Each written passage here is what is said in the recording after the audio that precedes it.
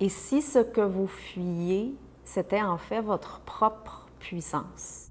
Parce que l'une des racines les plus profondes de l'autosabotage, c'est la peur de notre propre pouvoir. Quand je dis pouvoir, là, on a souvent des méconceptions face au mot pouvoir. C'est pas le pouvoir qui domine ou qui impressionne ou qui écrase, pas un pouvoir de façade, pas un pouvoir qui vient d'un titre en société, mais le réel pouvoir. Ça veut dire la vie qui émerge quand on commence à se connaître, puis à s'écouter, puis à se positionner. Et ce pouvoir-là, il est vivant. Il donne de la clarté, puis il nous ancre, puis il nous rend plus stable, plus fiable, moins influençable, puis on dépend moins à ce moment-là du regard des autres. C'est un pouvoir qui est interne, puis qui est incarné.